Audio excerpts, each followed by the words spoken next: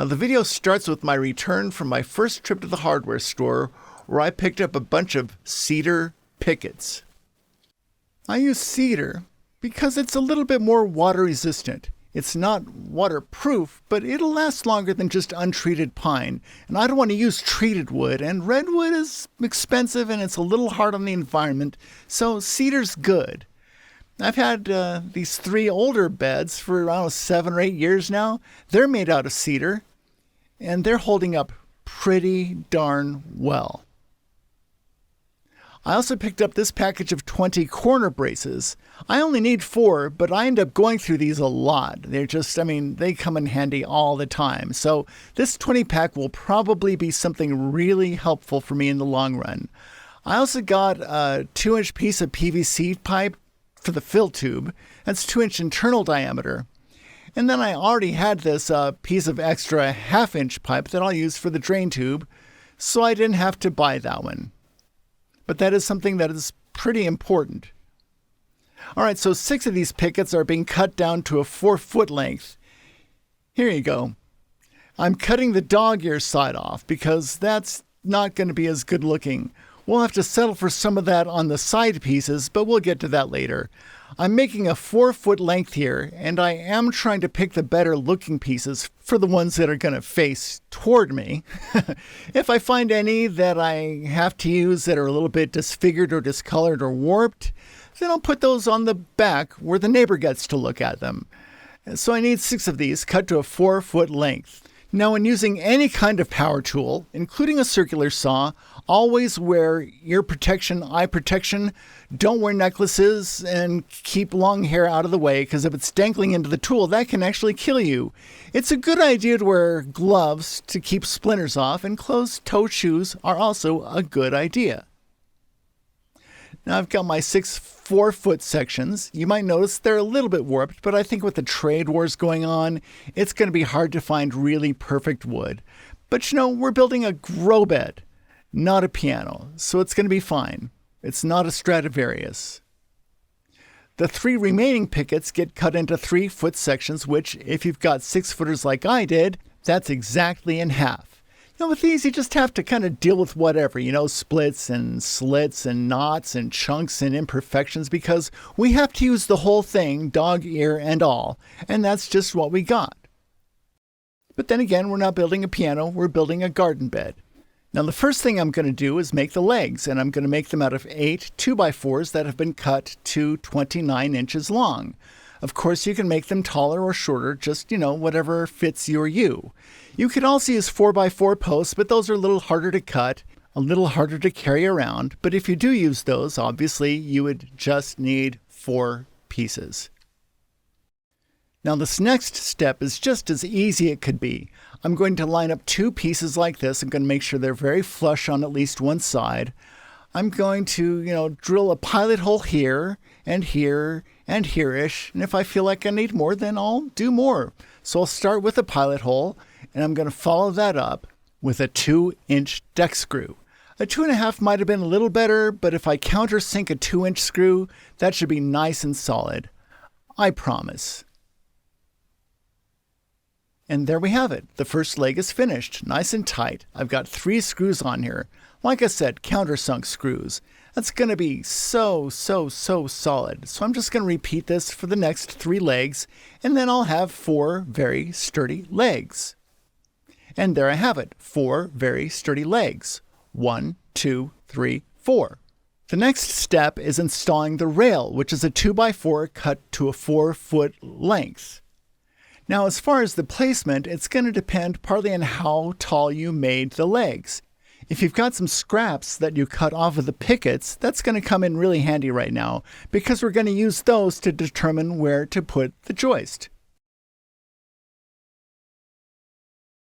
The reason for that is, well, if you look at this one that's already built, you've got the 3 pickets here, and then that joist hits the leg at exactly the same level as the bottom of the bottom picket. So we can use those scrap pieces to measure exactly where we want to place the joist.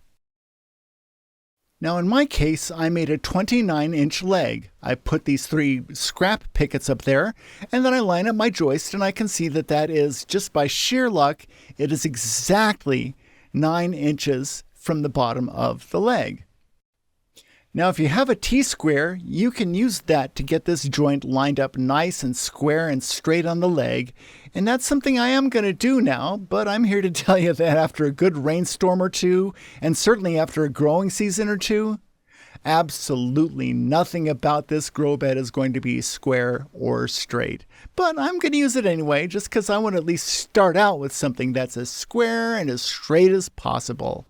For this, I'm going to use these 3.5-inch screws because we are going through a lot more wood. So I'm going to use 2 of these. And then I'll put a brace on the backside, but I'll show you that in a little bit. Now since I'm just a two-handed ape, I had to do this with the camera off. But as you can see, I have sunk a couple of 3.5-inch screws in there. It's going to be pretty sturdy, but like I said, we'll back it up with the brace. So now on to the other side. So just to double check myself, I did go ahead and lay out the pickets to make sure that this side was right too. But I also used, God forbid, a measuring device to make sure that it's 9 inches, which it is. You can't see that very well, but take my word for it, it's 9 inches, just like its counterpart. And I'm not going to do this with the camera on because, like I said, I've only got 2 hands, but I am going to use my T-square to make sure it's nice and square and straight as possible, at least until the first rainfall. And there it is. I've got 2 legs with the joists running between them, and it's pretty strong, pretty sturdy, but you know what? I think it could be even stronger, so let's flip it over. Here I'm going to install a couple of braces, one here and one over here. I'm going to use 1 5/8 inch deck screws because the 3-inch screws are just going to go too far through, and then they'll be poking out the back. And we don't want that. Okay, and there we have it. We have a bracket installed. You might notice that there are only 3 screws. That's because this one landed right in the gap between the 2 pieces of wood. And this is fine. It's still going to be really sturdy. I've got it installed here and also on this side. So this is finished. I'm going to turn off the camera, make the other one, and then I'm going to lean them up on each other for the next step, which is putting in the floorboards. Now in the cut list that I'm providing, there are 2 pieces I'm calling the floor ends. Those are the floorboards that go on the 2 ends of this. They are 6 inches shorter than the rest of the floorboards. Obviously, the reason for that is that we have to have room for the legs. Now I'm designing this for a finished size of about 36 inches wide. Now that really has more to do with the fact that that's what I have room for back there. You may want to make yours a little narrower or slightly wider, but don't go too wide because the pond liner still needs to fit in here. But if you use my measurements, the floorboards will be 34 3/4 inches long and the floor ends will be 28 3/4 inches long on the nose. Now, if there's somebody who can lend you a hand, I suggest getting them to help you get this first piece in because that first piece does need to be nice and flush and square and straight. Okay, so now the floor ends have been attached and we have a basic frame here. And we're ready to start installing the floorboards. A couple things you might notice right off the bat. One is that I have a mixture of new wood and kind of old beat up wood. That's because I grabbed as much as I could off of my scrap pile. This is not something that you are ever going to see, and it doesn't have to be perfect on oh so many levels. As I've said before, we're not building a piano, we're building a grow bed. But this is where I'm going to use my scrap wood, and that's why you have different kinds of woods in here. The other thing you might notice is that this isn't going to be a perfect fit. Let's get it in there as best we can, and then we'll come up with a couple of different solutions for that. So here I've gone ahead and roughly laid in my floorboards, but as you can see, there is about a 2 1/4 inch gap here. Now there are a couple of different ways we could address this. We could take another 2x4 and just trim it to fit, but that feels like a lot of work that I just don't want to do. Now I also just happen to have this piece of 1x here, and we could cut this into a few pieces and then kind of fill that in. I actually don't think I have enough to fill all of that though, so the other approach would be to just kind of spread the gap out between these 12 little spaces and see how that looks. So let's try that. And that's what it looks like when I just spread the gap out between the pieces. And to be honest with you, it's just a little bit more than I'm comfortable with. You see, once we fill the pond liner with water, it's going to be really heavy, and I can just imagine it bulging through these cracks and over time, maybe sprouting a leak or worse. So I think I'm just going to kind of hybridize the two approaches. I'm going to take this one by and put it in there, and then we'll spread whatever's left between the pieces. And that should get us good enough, I think. Good enough. Have I mentioned, by the way, that we're not building piano? All right, so the floorboards are now all in there screwed in, and you might notice that I only used one screw on each one because it's not going to move around. The weight of the water is really going to hold these in place. It's not load-bearing, it's not structural, so it doesn't need a bajillion screws. And so now we're ready to sand. You might be tempted to skip this step, but don't. You want to make sure that there's no splinters, especially on this older reclaimed wood that I'm using.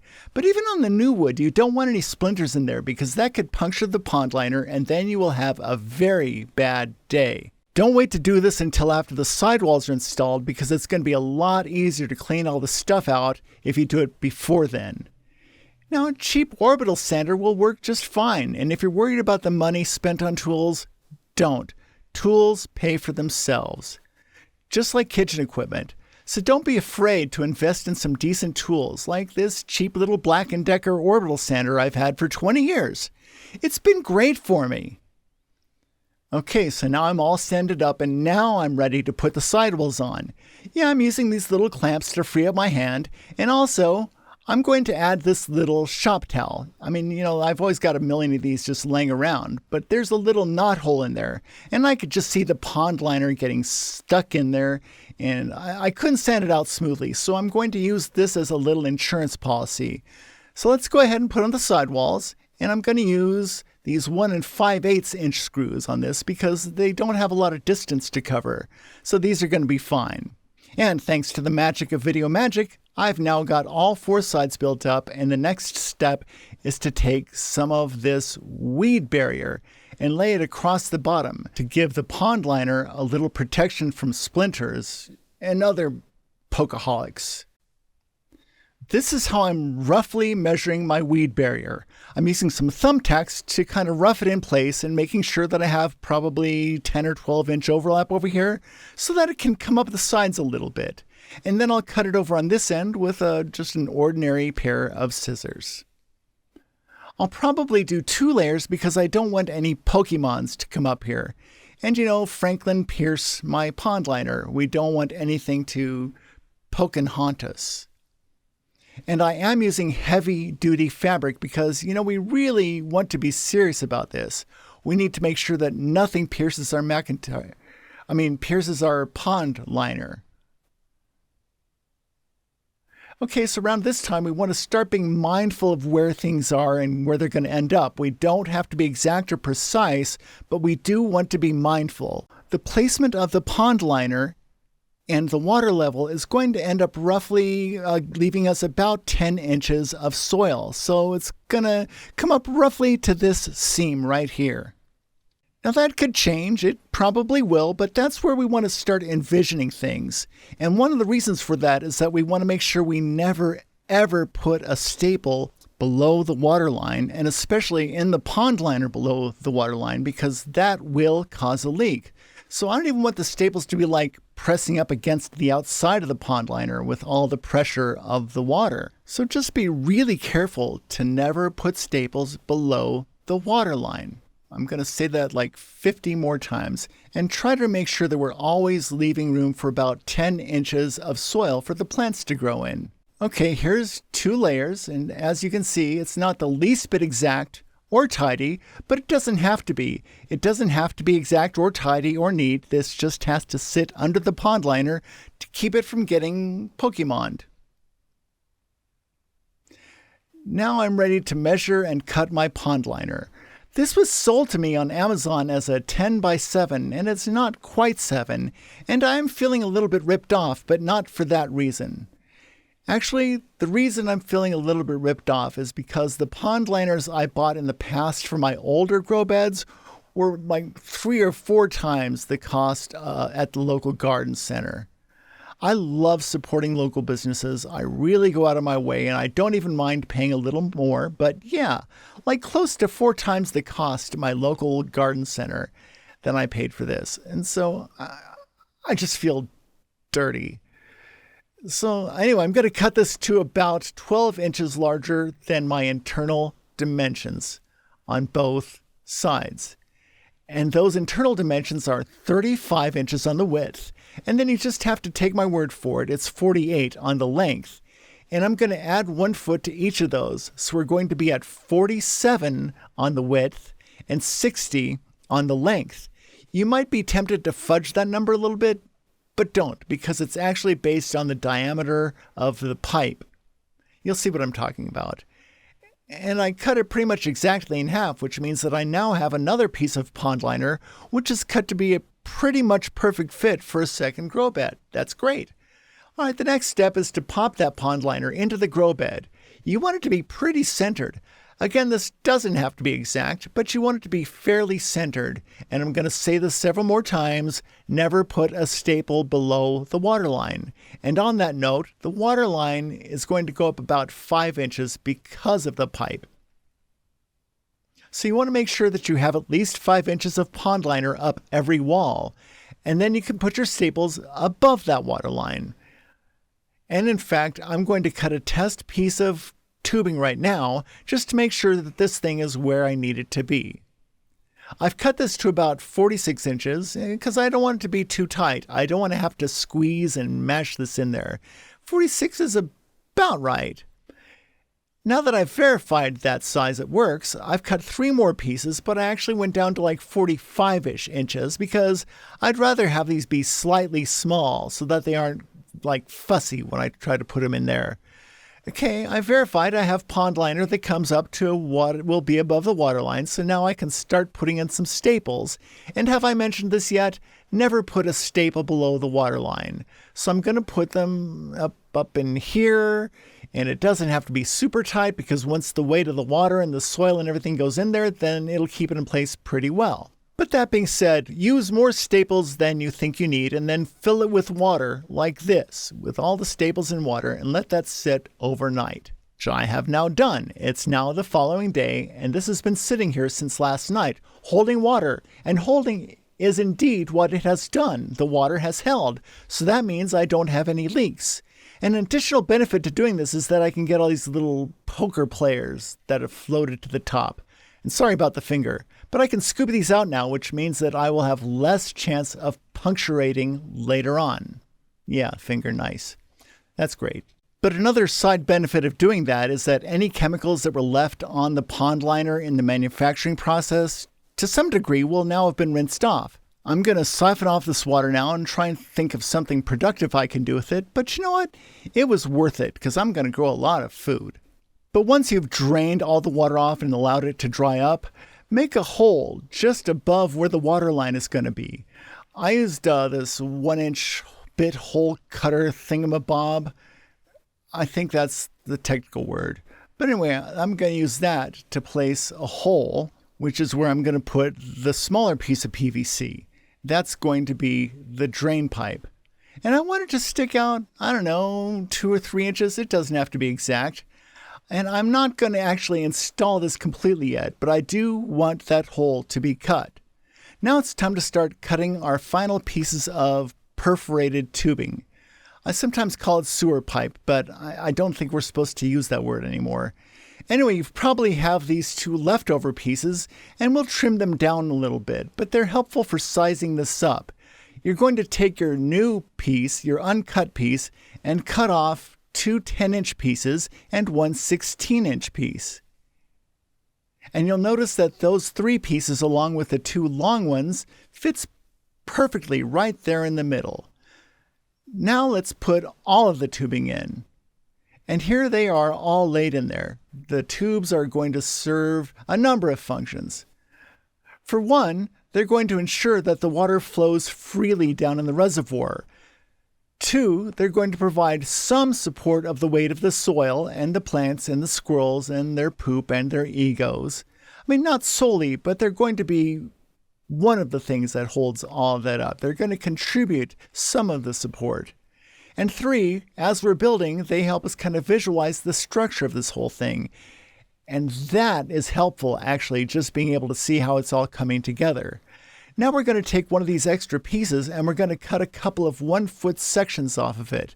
We can get both of those cut off of just one of these. And those 1-foot sections are going to be our wicks. The wicks are the things that draw the water from the reservoir up into the soil via capillary action. And there we have the basic structure of all the tubing. These 1-foot pieces are going to be just about, hopefully about 3 inches below the soil line. I'll probably cut them down a little bit lower, but not a whole lot. Now we're going to fill these with soil, and then they're going to draw water up from the bottom, and then it's going to wick into our grow beds. You might have noticed that I've got my fill tube here. I'm going to cut it down to size, but I'm also going to drill some pretty sizable holes along the bottom. You do need those to make sure that the water can get out. I made the mistake of not putting those holes in one of my fill tubes once, and now I can't get the water to come through that one unless I kind of pull it up while I'm filling it. It really makes a big difference. All right, so to make the holes in the fill tube, you're going to need a drill bit, and the size you need is kind of about like this one, sort of exactly. And the number of holes you need to make needs to be really precise. You make a bunch of them. Okay, you might want to write that down, a bunch. And there we go. I think where I ended up with this is a few. I ended up with a few holes. So make sure you put some holes in there. And I think maybe you need a bunch of holes. That's about right. Now we're about ready to do what is, I have to admit, my least favorite part of this whole project. We're going to fit the chicken wire. Before we do that, we need to remove the wick tubes, so get this out of the way. Now we need to size up our chicken wire. Now, if you've built to the same dimensions as I have, you're going to be pleased to know that chicken wire generally comes in 3-foot rolls, and that's about exactly what we want. We want our chicken wire to be just bigger than the hole we're putting it in, because we need to have just enough chicken wire to have something to staple to the sides. Once again, I'm going to remind you, never put a hole from your staple, a nail, screw, or otherwise below the water line. So let's get the length sized up. Because as you can see, I'm enlisting these pieces of scrap wood to hold my chicken wire in place. Now we want this chicken wire to be pretty close to the right size, because we want to make it as tight as we can possibly get it. Now, if you think of the chicken wire as having like cells, kind of like, a honeycomb or something in these cells, if you consider the fact that this is going to be where the interior of the grow bed is, I want 2 full cells that I have to play with to attach it down to the bottom. And we don't want much more than that. I mean, if anything, on the side of too many, yes, but we don't want a whole bunch of scrunched up chicken wire under there. That's going to be a mess. So let's go over here, and I have to do this off camera now, but I'm going to pull this as tight as I can and then leave myself about 2 cells of extra on each side, which I can then attach to the interior of the grow bed with staples, more than you think you need. Now I have cut the chicken wire to what I hope is the correct size, and I'm going to get it down in there and start attaching it with a staple gun. And this step, we want to overbuild. We want to use way more staples than we think we need. So the first few staples we put in are really important, because everything is going to be basically based on that. We want the width to be close to where we want it at the end of the day. And by the way, there will be some excess. We will have a little bit of excess on the ends and the sides, and that's a good thing. We're going to cut that off. It's going to be a pain, but it's better to have too much than too little. So make sure that the width-wise placement is about right and that we're attaching the top 1 or 2 cells. And we want that to be really secure. Again, we're going to put in way more staples than we think we need. And as we go along, any bulges like this, we want to make sure are behind the chicken wire, and we don't want to put any staples under the water line. Now, that being said, remember that a lot of the pond liner is above what will actually be the water line. But we need to get these first few staples to be really, really overdone because they're going to be taking on a lot of the tension as we build. Now I've got 8 good staples in there, and I dropped one in and it made me think, make sure to pull any staples that fall out. Get them out of there. Don't have loose staples floating around down in the reservoir because those could, pierce and McIntyre your pond liner. You don't want that. Okay, so I'm going to start with these 8, and then you're going to have a little bit of buckling with the pond liner. Try to minimize that. There's going to be some, you can't get around that, but try to minimize the amount of buckling under the chicken wire. Okay, so now the chicken wire is all stapled in, and however many staples you think you need, add more. Have I mentioned I really hate working with chicken wire? Anyway, so now we're going to cut a hole here. We're going to cut a hole here. We're going to move this pipe over and put a hole here for the drain tube. And we're going to cut off the excess that we ended up with. As I said, we would have a little extra, not too much, but we don't want a lot of excess chicken wire cluttering up the thing. I hate chicken wire. And now I've placed all of our tubes and pipes where they need to go, but they're not going to stay there for long because the next step is to put in a layer of weed barrier, which is going to hold the soil. And if this seems a little loose, don't worry about it. It's okay. It's just we want it as tight as we can get it, but it is still going to be a little loose. It's okay. We're not building a piano. Now, the garden fabric, aka weed barrier, can be a lot less exact. We actually do want it to come up roughly almost to the top of the walls. Not exactly all the way, but we just want it to come up pretty high. So I'm going to actually lay this fabric onto the grow bed, and then we'll cut it after I've got it stapled in. It would have been weird for me to get this far into a project without making any mistakes, and I'm glad I caught this one before I went any further, but this perforated tubing has no perforations. There's no holes in there whatsoever. No way for the water to get in. I could have swore I read the sign, but who knows? I mean, the big box store is not without its mistakes too, but I don't care. It doesn't matter whose fault it is. I'm just going to fix it by taking my trusty drill, and very much like I did with the fill tube, I'm going to put some holes in here. The bit size is just the next one down from what I used before. I want the holes to be big enough to where water can get in, but the soil doesn't come back out. And there I have my now perforated wick tubes. As far as I know, there's no actual laboratory testing to tell you the optimum number or size of holes, so I used, like I said, the one size down from the holes I'd made in the fill tube, and then I went down another 2 sizes and made another course of holes. So I've got 2 courses on this size and 2 courses of this size. Hopefully that's going to work. I did it, I'll be honest, pretty much just by gut.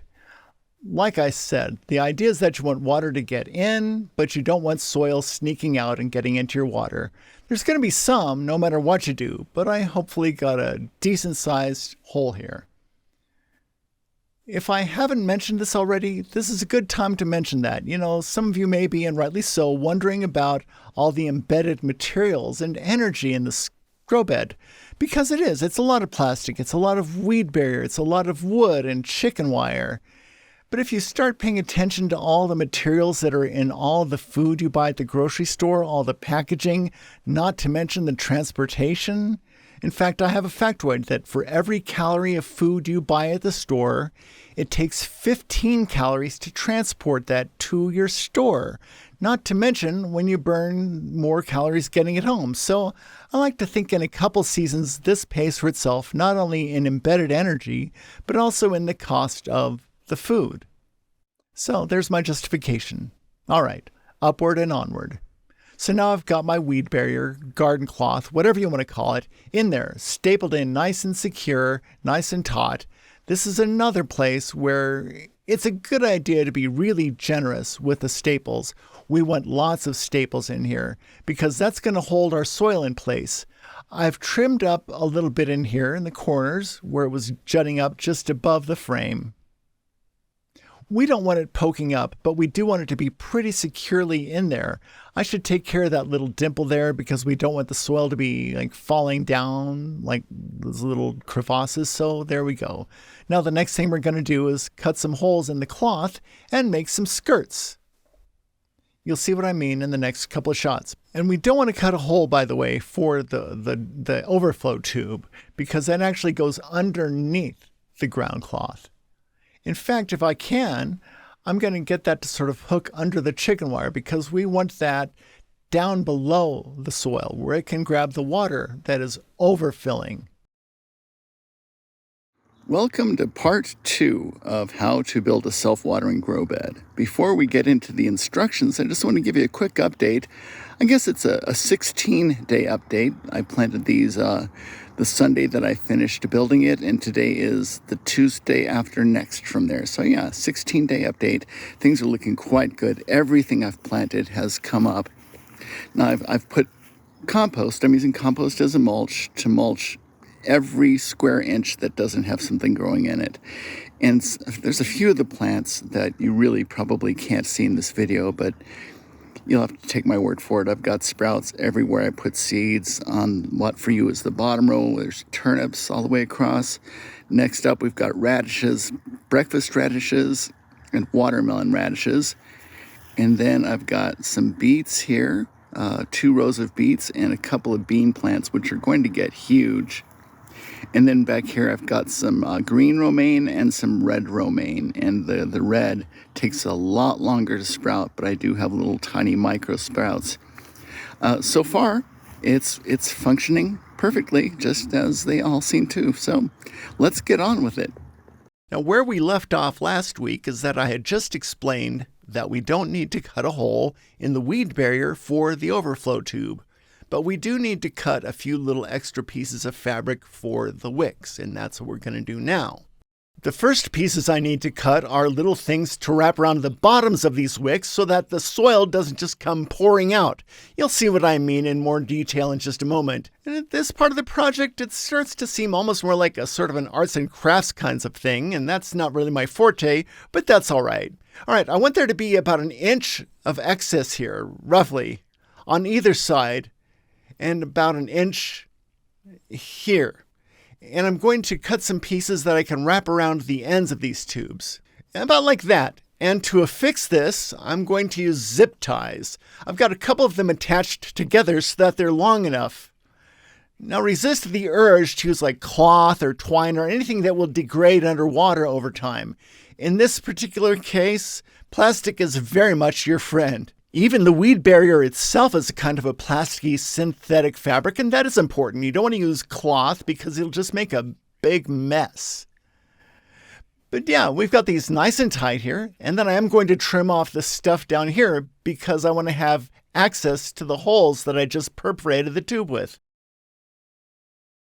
And there we have it, all nice and trimmed up, and the zip ties are super tight. In fact, it's so tight you can almost play them like drums. I know you can't hear that, but then it's wrapped around the first rib of the pipe. And you do want to make sure to not make this mistake. Put those ends on the same ends of the tubes where you made the perforations.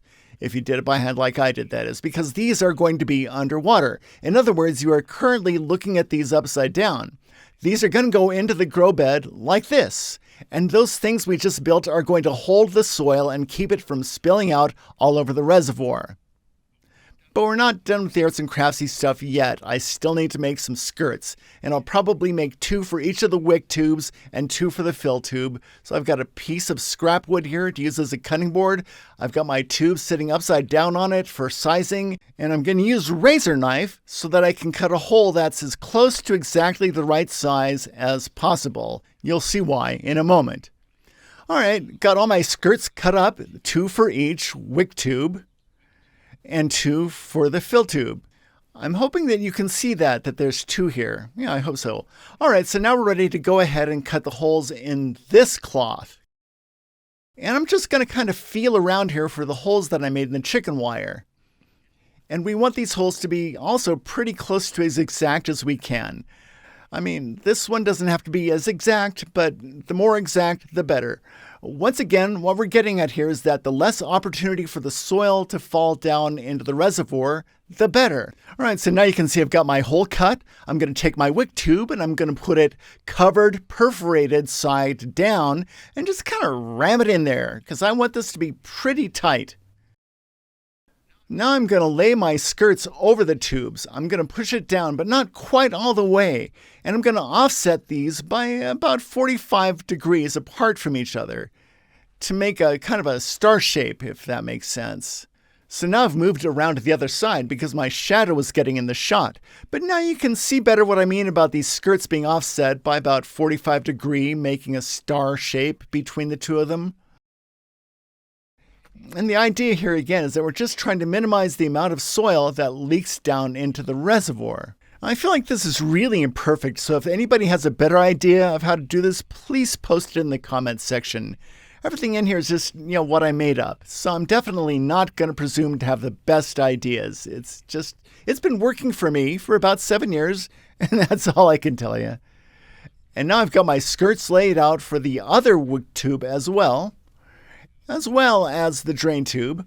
Notice that the drain tube is far too long right now. I'm going to trim that down, but I'm going to wait until I've got the soil in there because, for one, it'll give me a better idea of where I want it to cut, and for two, it'll hold the thing in place for me a little bit. Now let's take a quick look at where the other ones are. See, I like them a little bit higher than the frame level, and certainly higher than the soil level. So there you go.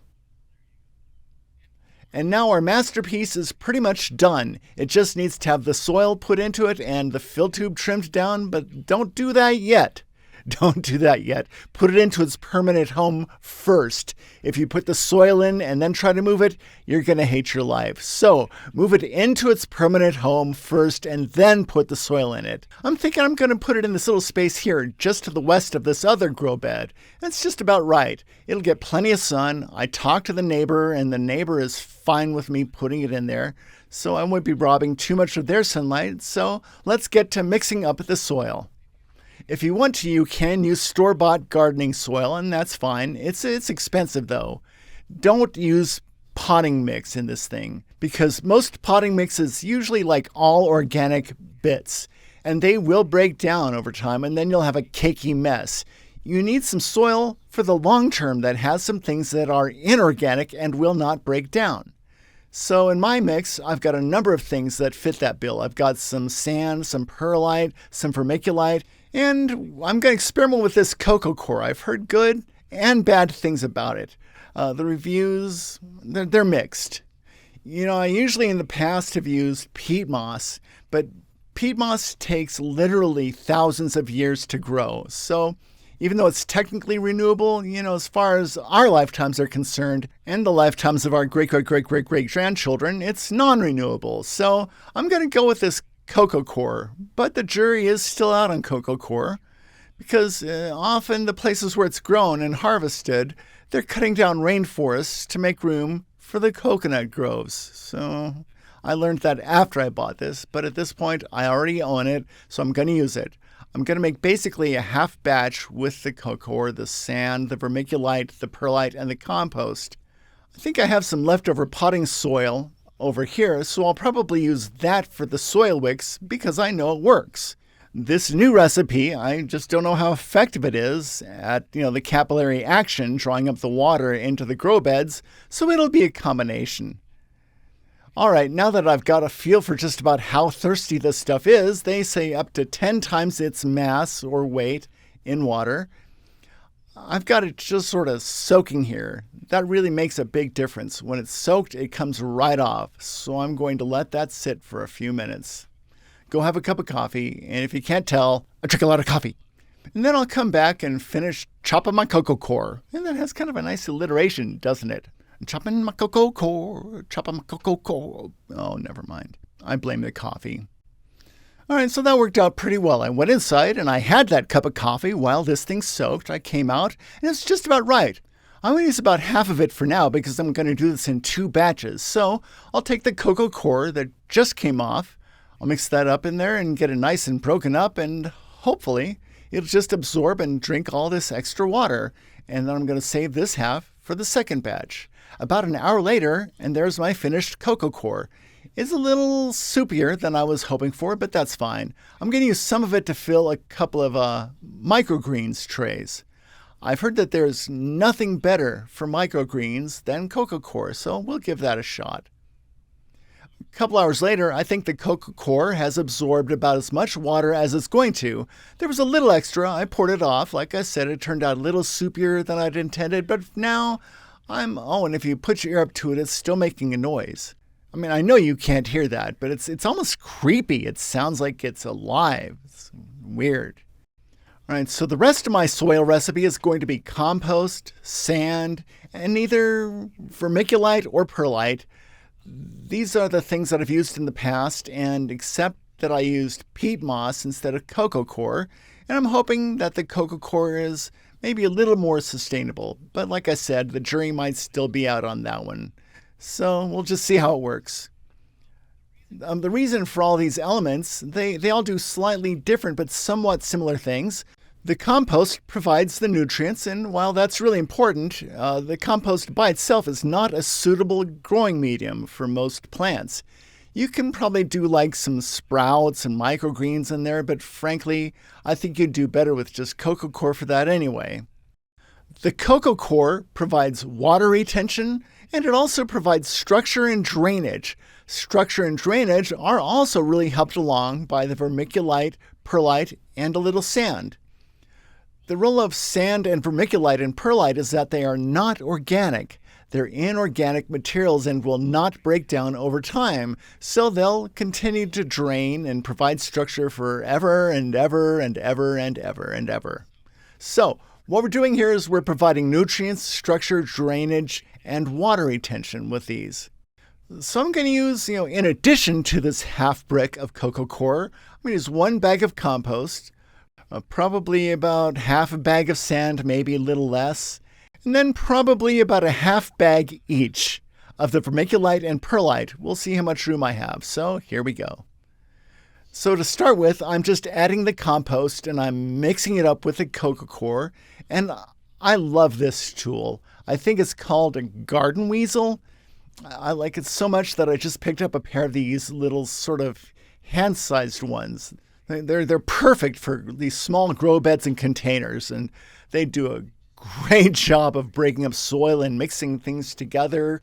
Okay, so next I'm going to add about a half bag of the sand and either the vermiculite or the perlite. I'll just choose one at random for this first batch and then the other one in the second batch. So I opted for the perlite, and I've got the sand in there too. I chose the perlite for now because it's just much easier for you to see. I've got that 1 bag of perlite and about a half a bag of sand. And if someone insists that you do exact measurements for this sort of thing, no. I do this by feel and intuition. We're trying to emulate nature, and nature does not use scales or measuring cups. Now I've given it a good start with the pitchfork and the garden weasel, and that's fine, but I'm going to finish the rest with my hands because I tell you, if you haven't stuck your hands all the way up to your elbows in garden soil before, try it. You're in for a treat. In fact, there's even scientific data that suggests that it lowers your blood pressure. It's a wonderful sensation. It's good for you, and your skin will actually take up healthy microbiota. So you can enhance your microbiome, lower your blood pressure, and just play like a toddler by using your hands to finish this up. I highly recommend it. All right, it's all mixed up, and yes, I used my hands and I feel great about it. But that reminds me, here's a gardening tool that nobody ever really tells you about. Get a nail brush because you're going to get soil under your fingernails and it's a little annoying. So get a nail brush so you can scrub it up. Actually, these are pretty clean considering they were just up to my elbows in soil, but this is worth its weight in bristles. Get one. As you can see, the grow bed has been moved to its proper permanent location, and I put that batch of homemade soil in there, and I'm clearly going to need another batch. Maybe a little more. We'll see. But for now, the soil is kind of holding some things in place, and I can see that I'm going to want these wicks to be a little shorter. I'm going to cut them down 2 3/4 inches from where they are, and this guy's going to need to get cut, but I'm going to wait on that until I've got all the soil in place because I want to cut him exactly above the soil line. So the more soil, the more stable, and that'll be when I make that cut. But before I add any more soil, I am going to go ahead and take down the 2 wick tubes. And now I've cut those down to size. I added a little bit of extra soil that I just happened to have lying around, And I've cut those wick tubes to be flush with the soil that's in there, which is just about perfect. At this stage, I can still kind of tidy up some things. I can get rid of any of these bulges because each one, as I said, is an opportunity for soil to get down into the reservoir. I'm also going to go ahead and fill this thing up. And that way, it'll take hours, but I'll be able to see if the water is indeed wicking up the wicking tubes, which it has on every other one that I've ever built. So I don't foresee a problem, but I just want to make sure before I get too deep into this. Next step is to test it. I don't know if you can hear that, but I've got water running into the fill tube, and what I'm hoping for is to find out whether or not the wicking tubes are indeed wicking. And that can take days, and I don't know if I have the patience to wait for days. But I am going to at least fill the reservoir and then come back out tomorrow morning and see if in fact water is wicking up into the soil, which would be great. And I'm also going to make the other batch of soil for my growing medium. Right, so I've got a few inches of water in there, and how can I tell? Well, I put a stick down the tube, and then I can see it, like a dipstick. I can see how high the water level is. I've got 4 or 5 inches, and that's just about right. If I go all the way to the soil line, then the water is just going to wick up the grow bed itself, and that's not what I'm testing for. I'm testing to see if the wick will draw the water up, so this should be plenty. That's at least as high as the perforations I put in there earlier today. So I'll come back out tomorrow and see if there is moisture coming up through the wicks. So now it is tomorrow morning, and there's good news and bad news. The good news is that it appears to be wicking that's wicking. Because when I wipe off this soil off of this area, you could see that the soil around the wick, and only that soil around the wick, is clearly moistened. And then the soil out here is not. So let's try that with this other wick over here and see if we notice a change in the coloration here. So if I wipe this off, indeed, we can see that the soil just above and around the wick is moistened. And I can feel with my hands too, and it's moist, while the soil elsewhere, not so much. So the wicking has worked, and that's great. I mean, I'm not surprised. This is the 4th one of these I've built, and it always works. But the bad news is that since I was doing everything from memory and not following a plan, I forgot a piece. Normally, I put reinforcements here and then one on the other side. But the good news is that by doing it now, I can actually make something that's a little bit stronger. So I'll put the reinforcements on the outside, and that will actually be much stronger than the way I'd done it in the past. Now, in one grow bed, I also put reinforcements here and here. But I noticed that on at least 2 of the grow beds, that doesn't even exist. And you know what? I don't think it needs to. I think that's pretty strong as it is. But anyway, I'll see if I can do that today, but it's not a guarantee because it's going to rain. So if it doesn't happen today, it's okay.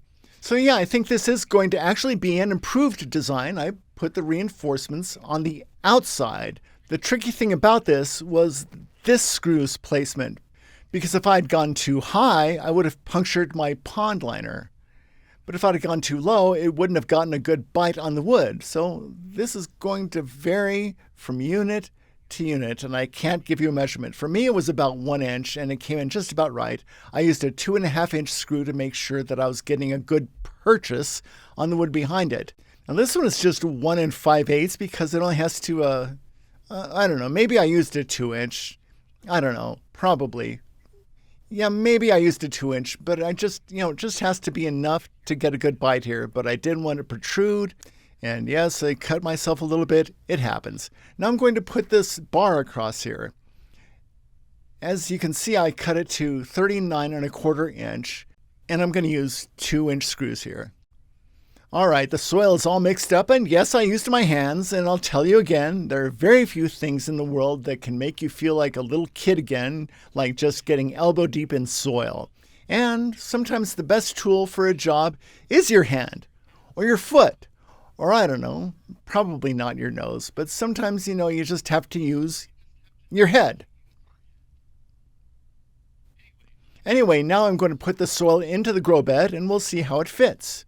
I ended up a little shy, so I'm going to make a quick run to the hardware store, get some more soil building supplies. I could just buy pre-made garden soil, but I just want to have all pretty much the same recipe for this video. So thanks to the magic of video magic, the next shot you will see will be my wheelbarrow full of supplies. So for this smaller batch, I'm just going to have 1 brick of cocoa coir, 1 bag of compost, and 1 bag of perlite. I might add some of that leftover sand. We'll see. I have to say that this cocoa coir brand broke up a lot easier and hydrated a lot faster than the other brand, for what it's worth. And there it is, not quite as big of a batch as the last 2, but that's what I'm after. So my next small batch of soil is mixed together, courtesy of my inner 4-year-old, and I had a great time doing it. This one is compost, cocoa coir, vermiculite, and some of that leftover sand. If it's not enough to get this up to a level where I want it, then I'll either mix another batch or just add some straight up compost. I do like top dressing my beds with some compost anyway. There are a lot of benefits to that. But let's go ahead and pop this in and see where we land, because I am so ready to be done with this project. And yeah, I like it. I'm now declaring this grow bed finished. I'm just going to let it sit there and settle. It's going to get kind of rained on, and the rain is just now starting, so I'm ready to go in and have another cup of coffee. But it's supposed to rain like crazy for the next week or so, which is really unusual here in Colorado. So I'm happy to see that rain, and maybe it'll make me take a little break, which is probably good for me. But this grow bed is now complete, and after it settles for a couple days, it'll be ready to plant. Thanks so much for watching. I hope to see you next time. Ciao.